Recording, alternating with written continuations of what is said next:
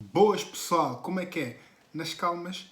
Então a Rússia invadiu a Ucrânia, o Ocidente respondeu com sanções económicas e, como sempre, que dois políticos chateiam, quem é que paga? Exatamente, o povo, nós.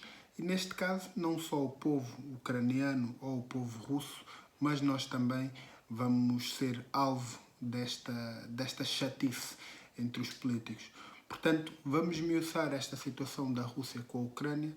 Fiquem connosco para mais um vídeo do nosso canal do Bairro para a Bolsa.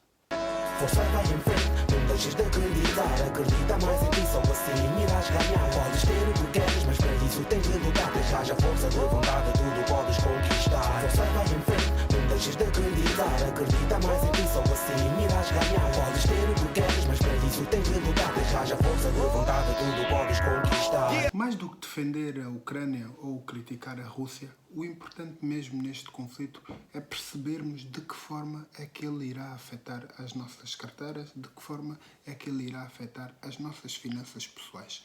Neste sentido, é importante percebermos que estamos a falar de um conflito que opõe dois países que são responsáveis pela exportação de cerca de 29% de todo o trigo à escala mundial.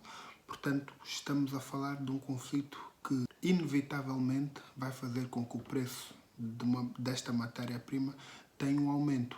E porquê? Se estes dois países estão em conflito e são responsáveis por cerca de 29% de todas as exportações desta matéria-prima para o mundo, significa que a oferta desta matéria-prima globalmente diminui. E se a oferta diminui, no entanto, a procura continua a ser a mesma, ou por vezes até aumenta, por cá o receio de terminarem os estoques, todos os países que compravam a estes dois países vão procurar opções diferentes.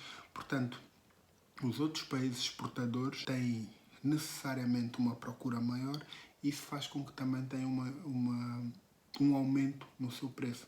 Portanto, inevitavelmente, este conflito trará aqui aumentos para esta matéria-prima e para os produtos derivados desta matéria-prima, como por exemplo o caso do pão. É um facto que no início do ano também já se previa aqui algum aumento nesse sentido por causa da pressão inflacionista, mas neste caso este conflito veio aqui dar uma pressão maior para o aumento desses mesmos preços. Além dos cereais, uma das maiores implicações deste conflito entre a Rússia e a Ucrânia será, ou melhor, já está a ser mesmo aqui a situação dos combustíveis, a situação do petróleo e do gás. Ainda que em Portugal temos vindo a assistir a aumentos consecutivos no preço dos combustíveis semanalmente, é inédito um aumento de 14 cêntimos. E este aumento de 14 cêntimos é de facto causado por este conflito armado. Sobretudo porque a Rússia é um dos 3 maiores exportadores de petróleo a nível mundial. E nesse sentido, se um dos 3 maiores exportadores de petróleo a nível mundial está com problemas e está a ser alvo de grandes sanções económicas, isso é um problema para todos nós. Porquê? Porque, uma vez mais, a oferta dessa matéria-prima diminui, mas a procura continua a mesma ou até a aumentar. E nesse sentido, então, os preços aumentam e não aumentam pouco, como já podemos ver. E isso é igualmente válido para o gás. A Rússia é um dos maiores exportadores de gás a nível mundial. E neste caso, nós não somos tão dependentes do gás russo, porque o nosso gás é proveniente do norte da África, mas não somos dependentes do gás russo como é, por exemplo, a Alemanha, onde que tem 40% do seu gás, cerca de 40% do seu gás todo proveniente da Rússia. Nós não temos este nível de dependência, mas os preços do gás são tabelados a nível internacional. E nesse sentido, se a nível internacional há uma quebra na oferta, inevitavelmente os preços sobem. Por vários motivos.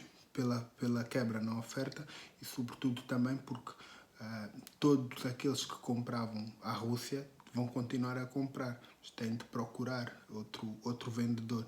Neste caso há uma pressão a quem nos vende a nós e, inevitavelmente, os preços tendem a subir.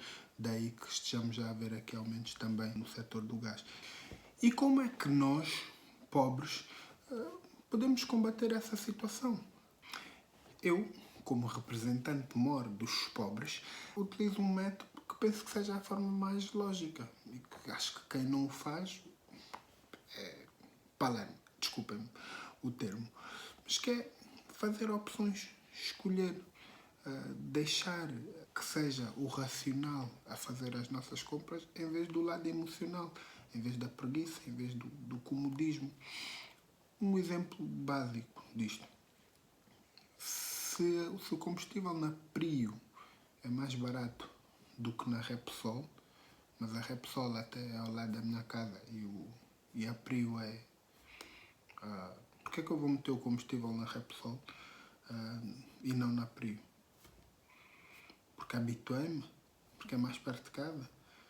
Porque tem uma medida mais gira? Isso é bacana, mas para o nosso bolso não é. Portanto, aqui a forma de nós conseguirmos combater, de certa forma, esta escalada de preços é fazer as melhores opções para o nosso bolso, sermos sensatos nas nossas escolhas, fazer as escolhas acertadas. Portanto, em relação aqui à situação dos combustíveis, da energia, o mais fácil é perder um bocado de tempo mesmo, ver na nossa zona de residência os vários postos de combustíveis que existem e perceber qual é que é o mais barato e utilizar esse, pelo menos enquanto houver esta escalada de preços que não sabemos onde e quando vai parar. Existem vários comparadores de preços de combustível online e pode utilizar um desses.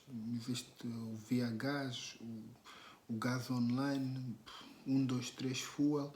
Portanto, são algumas aplicações que podes ter no teu telemóvel que comparam os preços dos combustíveis na tua zona de residência e depois é meter gasóleo nesse sítio, porque é a forma mais fácil de ter mais dinheiro no bolso, basicamente. Isto, claro, para o curto prazo, penso que seja a única opção que nós temos, porque não há muito que nós possamos fazer, não temos qualquer responsabilidade política e ainda que tivéssemos, estamos no meio de alguns loucos, portanto, a nossa palavra provavelmente não seria ouvida. Portanto, vamos fazer aquilo que está sob a nossa responsabilidade, que é escolher bem os sítios onde fazemos as nossas compras, os sítios onde metemos o nosso combustível, a eletricidade que temos em casa, se a eletricidade na Gold Energy é mais barata do que na EDP, são exemplos, não sei se é. Se a eletricidade na Gold Energy é mais barata do que na EDP, porque é que eu vou ter EDP em casa? Porque toda a gente à minha volta tem. Não faz muito sentido. O setor energético é um setor que não tem fidelização, não é como a televisão. E, portanto, podemos trocar sempre. Desde que sirva o nosso propósito, podemos trocar sempre. Fazer compras mais racionais é isso mesmo. É escolher aquilo que é o mais barato, desde que, evidentemente, tenha qualidade suficiente para nos satisfazer. No imediato é isso. Fazer escolhas conscientes e escolhas acertadas. Mas para médio e longo prazo, este conflito, para mim, está simplesmente a servir para ir reforçando as minhas posições, ir continuando a investir, porque esta guerra, como qualquer outra guerra, com certeza terá o seu fim. E se agora, no curto prazo, está a ter um impacto bastante negativo nas bolsas mundiais, na europeia principalmente, é facto que ela vai terminar e as bolsas vão de voltar a subir. Pelo menos historicamente foi assim. Portanto, este é um momento ideal para irmos reforçando algumas posições. Eu, no meu caso, estou a reforçar a posição em algumas ações individuais que eu tenho e, por outro lado, estou a reforçar o meu ETF, que é basicamente a minha base de investimentos. Porque se eu agora consigo baixar o meu preço médio, é certo que quando os mercados começarem a recuperar, também começo a ganhar mais cedo. Portanto, para mim é aquilo que é o mais lógico. Porque mesmo que eu não saiba o que é que vai acontecer na próxima semana ou no próximo mês, uma coisa é certa: dure o tempo que durar, o mercado há de recuperar e eu hei de ganhar. Portanto, como tenho dito sempre, pelo vosso sucesso e pela vossa felicidade, vocês são os maiores responsáveis. Portanto, este foi o vídeo desta semana. Fiquem bem, fiquem em paz. Está-se Miranda convosco.